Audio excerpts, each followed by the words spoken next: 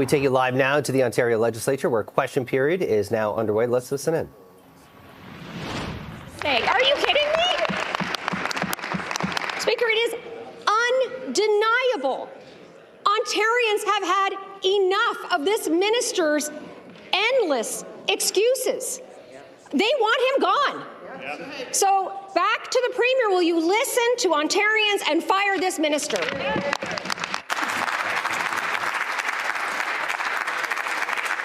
Minister of Labour. Speaker, as I've said, we have put those stripes down. We've invested in projects whose executives have donated tens of thousands to the members opposite, Speaker. But that doesn't matter, as I've said, Speaker.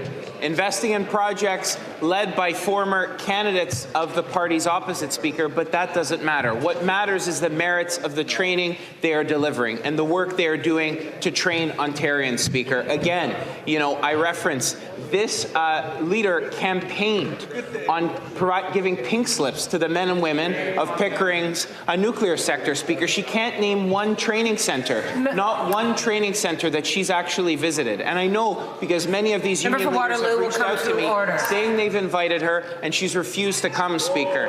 It's really disappointing, but it's not surprising because they have abandoned that party opposite. They used to be the party of Labour. Now it's Premier Ford and the Ontario PCs because we're putting their members to work. Question the Leader of the Opposition. Speaker, let's talk disappointing, shall we? It is really shocking how deep this scandal goes and how close the connections run to this government. In round 5 of the Skills Development Fund, an Alberta company called Technology North received $900,000 from the Ontario government. What? Was the Minister of Labour aware that his wife was a lobbyist for Technology North? Minister of Labour. Speaker, again, it's shameful that they're bringing family members in who, a hardworking woman like my wife, who works closely and follows rules of the Integrity Commissioner, Speaker. Again, Speaker, we're proud to invest in nation-building projects that are going to put men and women of this province to work because we've got a plan.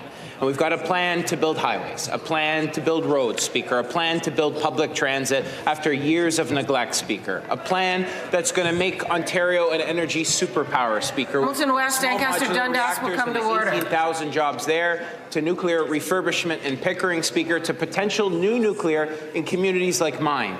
People see the immense opportunity this offers. We've got an energy minister that is enabling Ontario to stand on our own 2 feet, to be energy sufficient. We're going to make sure we have a talent pipeline to meet the needs of tomorrow and the days to come, Speaker, and we're not going to apologize. Back to the Leader of the Opposition. Well, Minister, I think said he cleared it somehow. I don't know, but we're going to need proof of that. We're going to need proof of that because the minister's wife, Faith Chipman, is a lobbyist for Technology North.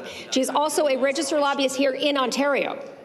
The minister can say there's nothing to see here, but there is a pattern. I mean, just look at who has benefited from this fund that he controls. We've got the Premier's campaign manager. We've got the minister's close and personal friend, the Paris Group. Now, we've got the minister's wife. So did the minister give a $900,000 grant to Technology North because his wife is a lobbyist for that company? Wow. Minister of Labour. Speaker, no. Speaker, as I've said, this government is committed to supporting meaningful training pathways in every corner of our economy, Speaker. This morning we were out and I met with a number of our labour unions this morning, Speaker. Members of the OPFFA yesterday who were disappointed, Speaker, that member opposite would oppose the very training that's helping their men and women in uniform, Speaker, delivering better training on the ground, Speaker. And for Waterloo will come to order. Nation build, to build projects that are going to define a province, define a nation, and put the men and women who are going to get the job done to work with better training, Speaker, breaking down barriers for meaningful pathways to apprenticeships, and statistically it's working. Again, the Leader of the Opposition can't name one union that she's visited, one training hall, the men and women in our provincial building trades who are getting the job done, Speaker. We've been listening to question period underway in the Ontario Legislature.